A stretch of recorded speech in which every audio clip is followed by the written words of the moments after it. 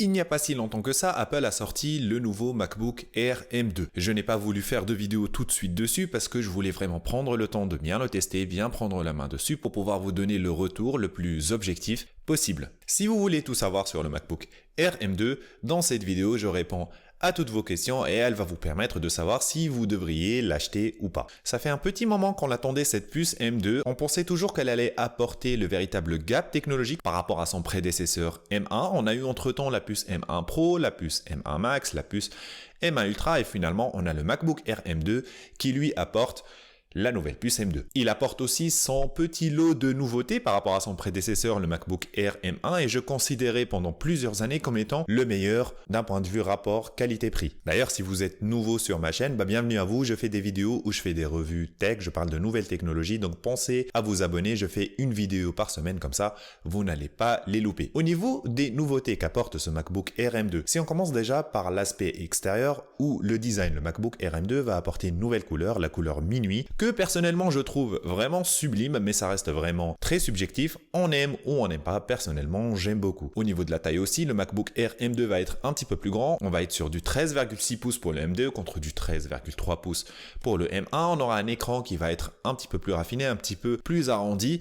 La présence d'une encoche et nouveauté aussi, le laptop va être complètement plat comme le MacBook Pro finalement par rapport au MacBook Air M1. Aussi, le laptop va être un petit peu plus léger, ce qui est un peu étonnant vu que l'ordinateur est quand même un petit peu plus grand. Au niveau de l'écran, on va être sur un écran Liquid Retina pour le MacBook Air M2 contre un écran Retina sur le MacBook Air M1. Attention tout de même, il ne s'agit pas de l'écran Liquid Retina XDR qui est présent sur le M1 Pro 14 et 16 pouces et qui est présent aussi sur l'iPad Pro de 2021.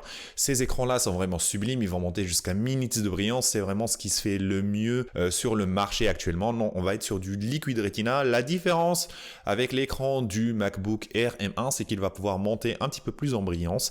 Donc on va être sur 500 nits au lieu de 400 nits sur le MacBook Air M1. Est-ce que ça va être une différence qui va être notable? Pas vraiment. En intérieur, de toute façon, on n'aura quasiment jamais besoin de pousser la brillance jusqu'au maximum sur le MacBook Air. En extérieur, je trouve que les deux ordinateurs, que ce soit le M1 ou le M2, pêchent un petit peu lorsqu'on est en plein soleil. Les 500 nits ne sont pas vraiment suffisants pour faire contre-jour et les 400 nits du MacBook Air M1 non plus d'ailleurs. Sinon, les deux écrans sont vraiment très sublimes. On garde la même technologie sur les deux ordinateurs. On va être sur du LCD avec bien sûr la gamme de couleurs P3 qui va vraiment apporter pas mal de couleurs et c'est vraiment un écran qui va être vraiment très beau. On va être sur du True Tone pour un très bon contraste entre le noir et le blanc. La partie brillante va être très brillante, la partie noire va être très noire, donc c'est un écran qui va être fidèle et on va pouvoir vraiment profiter des films en 4K qu'on va regarder dessus, ça va être vraiment magnifique. Maintenant, la partie qui nous intéresse le plus, je pense, c'est la partie performance. Apple affirme qu'avec le MacBook Air M2, on va avoir 40% d'amélioration de performance par rapport au MacBook Air M1. Ça se justifie par rapport au fait que la puce M2 va avoir plus de cœurs de GPU. Le modèle de base va avoir 8 cœurs de GPU contre un MacBook M1 qui était à 7 cœurs de GPU. Par contre, on va pouvoir acheter la version qui va être boostée et qui va avoir 10 cœurs de GPU sur la puce M2. Ce modèle boosté, par contre, va coûter 2000 €. Et Apple, pour faire ses tests, bien sûr, devinez sur quelle version ils se sont basés. Pour dire qu'ils font 40% mieux, ils se sont basés sur la version à 2000 € qui effectivement va être beaucoup plus performante parce qu'elle va avoir 3 cœurs de GPU en plus, donc 40% en plus. Et encore, l'amélioration de performance n'est notable que sur tout ce qui est tâches graphiques, donc tout ce qui est édition de vidéo 4K, 6K, 8K, et tout ce qui est Photoshop, etc., export de vidéo.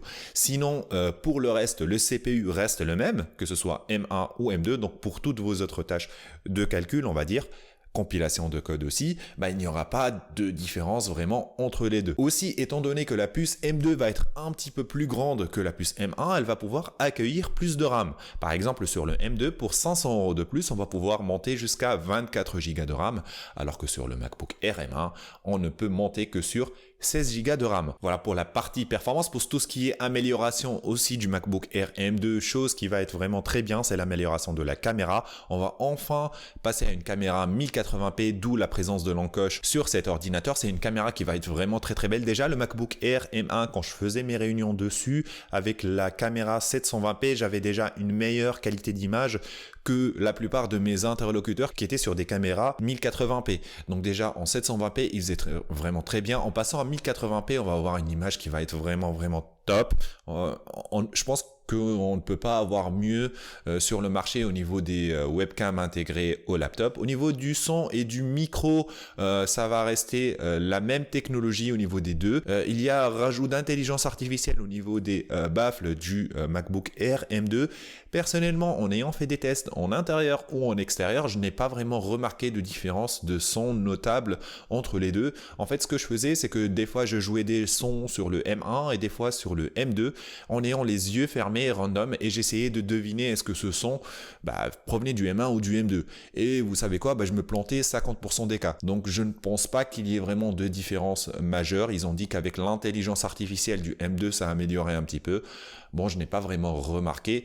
Dolby Atmos est présent, que ce soit dans M1 ou dans M2. Donc bon, à ce niveau-là, je ne remarque pas grand-chose. Ajout aussi majeur au niveau de la connectique, c'est le chargeur magnétique qui va se rajouter. Alors, je m'en fous du fait que ce soit magnétique ou pas. Personnellement, je ne trouve pas que ça rajoute quoi que ce soit. Mais ce qui était intéressant, c'est que sur le MacBook Air M1, lorsqu'on est en train de le charger et qu'on est en train de diffuser sur un deuxième écran, et comme qu'on a que 2 ports Thunderbolt USB 4, on n'a plus de ports disponibles pour pouvoir mettre une clé USB ou faire autre chose dessus. Par contre, maintenant sur le MacBook Air M2, on peut charger via le port magnétique, on peut diffuser sur un deuxième écran et ça nous laisse quand même un port Thunderbolt USB 4 de dispo pour faire autre chose avec et ça, je trouve ça vraiment top. Voilà pour tout ce qui est nouveauté du MacBook Air M2. Maintenant, pour vous donner mon ressenti global, ayant testé de mon côté pendant quelques semaines le MacBook Air M2, sachez que j'ai utilisé la version de base à 8 cœurs de GPU qui coûte 1500 €. Eh bien, je n'ai pas remarqué de différence majeure. Donc, pour la partie esthétique,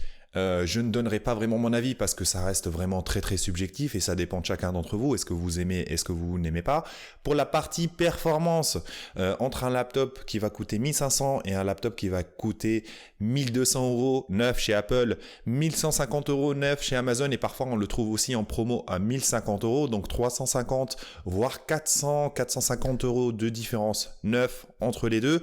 Eh bien, je ne trouve pas de différence de performance qui soit vraiment notable ou qui justifie ce montant que j'aurais payé en plus. Du moins, dans tout ce qui est workflow d'édition photo, Final Cut Pro et Photoshop qui vont vraiment bénéficier de ce gain de GPU, eh bien, mon workflow était quasiment le même. L'édition de vidéo 4K, je ne remarquais pas vraiment de différence. Il n'y a pas de lag ou de latence dans les deux modèles. Au niveau de l'export, on avait une différence de quelques secondes sur un clip de 13 minutes. Il y avait quelques secondes de plus sur le MacBook Air M2. Chose étonnante, c'est que des fois, le MacBook Air M1 arrivait à exporter plus vite que le MacBook Air M2.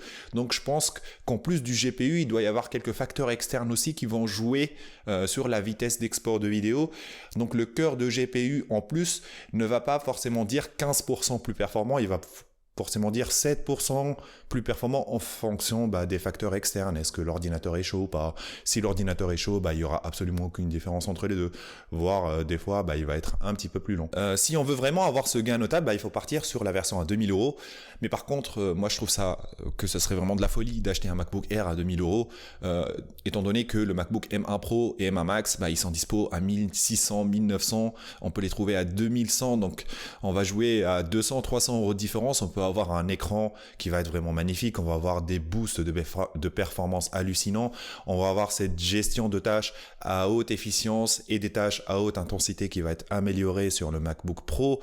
Donc voilà, on va avoir le ventilateur en plus, un écran plus grand, enfin bref, tout justifie de ne pas acheter un MacBook Air à 2000 €.